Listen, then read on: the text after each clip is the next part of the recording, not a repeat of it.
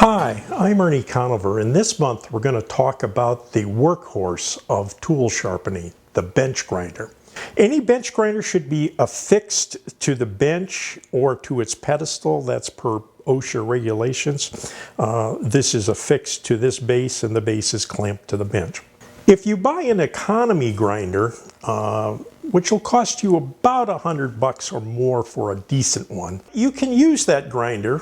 You won't get really good viewing guards. There'll be little plastic squares on the end of fairly flimsy arms, and the guarding won't be as heavy, but it's a very usable grinder.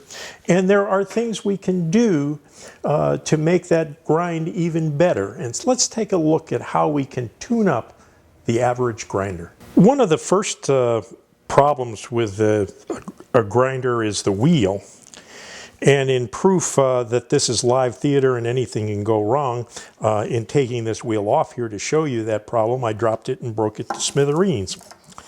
No matter, I happen to have another one in the closet, so I was lucky. And even with a new grinder and any new grinding wheel, you want to take it off the grinder like this and just hold it on your fingers like that, kind of balancing it, and a light tap, and you'll get a nice clarion ring like that out of a good wheel. If it has a crack somewhere in it, you'll get a sound like a cracked baseball bat or a cracked wine goblet. It won't ring true. The second problem is that grinding wheels are supplied with a set of bushings that go from the center hole diameter right here down to whatever is the smallest shaft size you can mount that on. You can see that this bushing is made to terrible standards, that there's all kinds of play in that bushing. That means even after you lock that down and immobilize it, it's actually off center with the mass off center, and that's going to cause you vibration problems. So really the thing to do is to turn with our wood lathe a new bushing. To start with, I've taken a piece of walnut that's a little bit thinner than the thickness of the wheel, and I've drilled a 5/8 inch hole with a nice new sharp Forstner bit through it, and then bandsawed a circle that's a little bit bigger than 1.25 inches, which is the center hole size in my grinding wheel. I have grabbed a scrap piece of wood in a 4-jaw chuck, and using a beating and parting tool, I have brought that tenon down to 5/8 of an inch using this wrench, which will actually put it oversized for a 5/8 hole.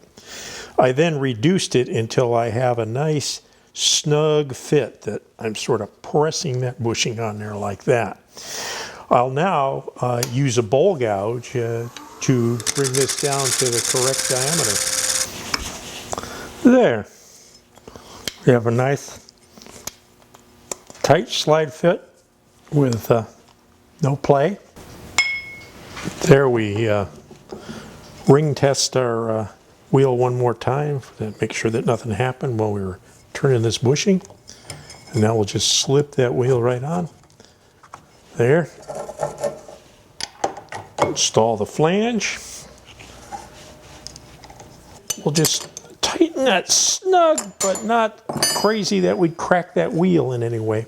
I've turned the guard here to get it out of the way so that you can see this next very important operation, and that's to adjust this spark arrestor, called a tongue guard by OSHA because it looks like a tongue sticking down from the top of the grinder here. You want to adjust this to within about 1/8 inch of the wheel. As the wheel wears, when the gap gets to be about 1/4 inch, you want to adjust that again down to that 1/8 inch gap. What it does is keep sparks from showering down on your hand, and if the wheel explodes or a piece of debris comes around in there, it contains things better within the guards and protects you. So an important adjustment. At this point, I'm going to start up the grinder, go have a cup of coffee for 5 minutes, and just let it run. And a new grinding wheel is actually out of round. So our next job is to use this diamond dresser, which is called a cluster, has chips of diamonds in a steel bar, and we'll use that to dress this perfectly round, and we'll get really good grinding then. We can now grind quickly and easily.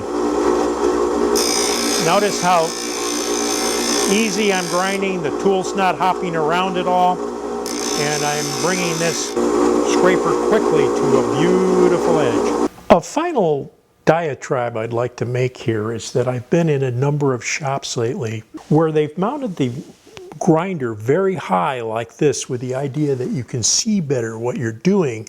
I think that's very unwise. All this is sort of thought out over a long period of time to get all this stuff down here with guards over it and so on, where that if these wheels come apart or a piece of stuff flies out of there, it's not so readily going to hit you in the eye. Still going to wear my eyeglasses, but bringing it up here I think is pretty dangerous.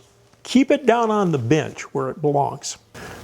Till next time, this is Ernie Conover wishing you safe and happy grinding.